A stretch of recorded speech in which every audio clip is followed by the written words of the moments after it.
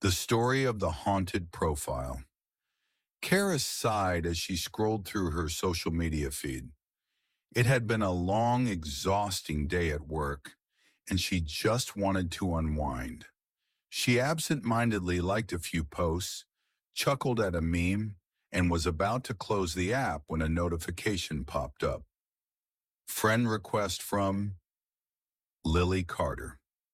Caris's heart skipped a beat.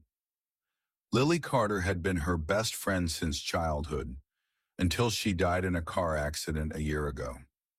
She blinked, her hands trembling, as she clicked on the profile. The photo was the same one Lily had used when she was alive. Her wide smile, dimples showing, green eyes sparkling with mischief. But this account was new. There were no posts, no friends listed, no activity, just her name in the picture. Caris's fingers hovered over the screen. Maybe it was a cruel joke, someone pretending to be Lily. Or maybe an old, inactive account had somehow resurfaced. A lump formed in her throat as she hesitantly accepted the request, more out of morbid curiosity than anything else. Almost immediately, a message popped up. Lily Carter. Hey, Car.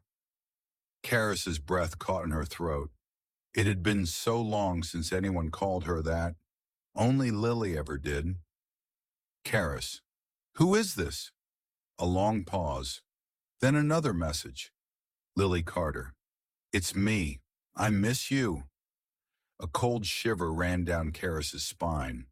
This wasn't possible. It had to be some sick joke. Caris. If this is someone playing around, it's not funny. Lily is gone. Silence. She stared at the screen, heart pounding, before shutting her phone off and tossing it onto the couch. This was ridiculous. She refused to be drawn into a game by some troll with a twisted sense of humor.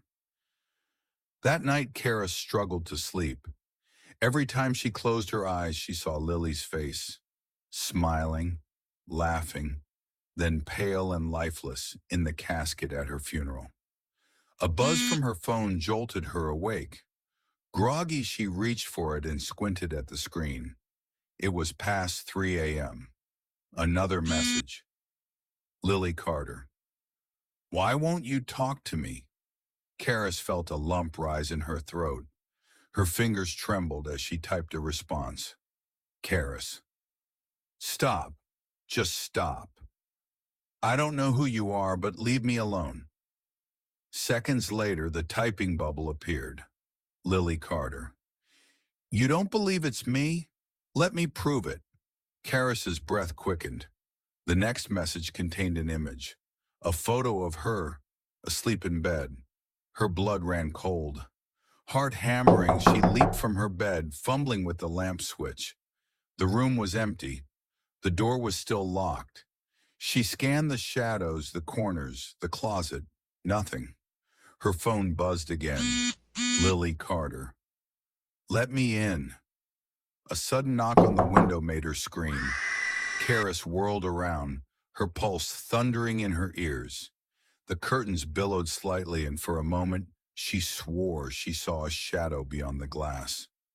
This wasn't happening. It couldn't be happening. With shaking hands, she blocked the account and deleted the messages. She spent the rest of the night curled up under her blankets, every creak of the house sending her into another wave of panic. By morning, exhaustion overtook her, and she finally drifted into an uneasy sleep. When she woke, her phone was vibrating violently on her nightstand. Several missed calls from an unknown number. Her inbox was flooded with messages from Lily Carter. Lily Carter, you can't ignore me forever. Lily Carter, I just want to talk. Lily Carter, I'm so cold. Lily Carter, don't you remember our promise? Caris swallowed hard. Her mind raced back to the summer before Lily's accident. They had been sitting on the roof of Caris's house looking up at the stars. No matter what happens, We'll always be there for each other, right? Lily had said. Always, Caris had promised. Tears burned at her eyes. Was it really Lily? Number, it couldn't be. Lily was gone. But deep down, something in her had started to doubt. Caris took a shaky breath and made a decision. She needed help.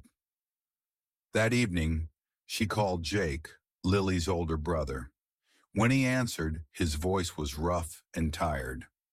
Caris, hey, what's up? She hesitated before blurting out, I've been getting messages from Lily.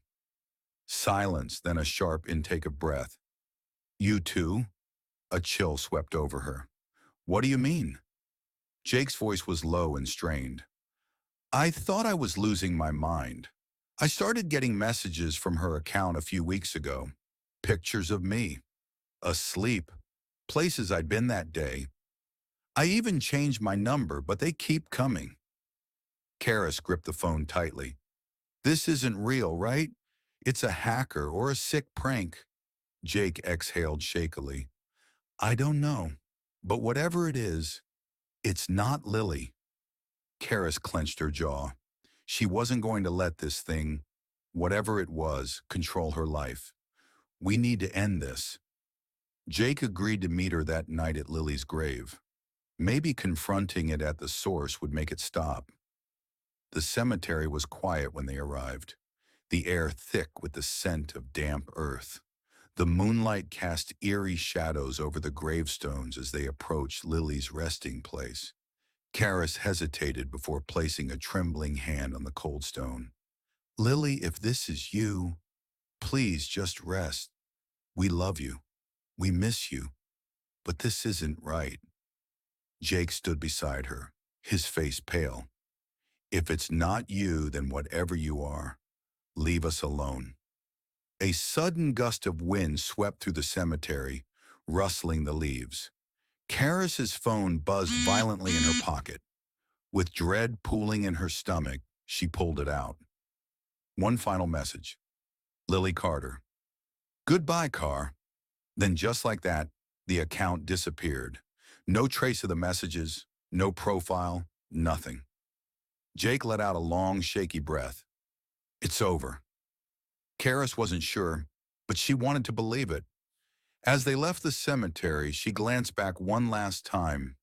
For a moment, she thought she saw a figure standing by Lily's grave, watching them go. A girl with green eyes and a sad, knowing smile. Then she was gone.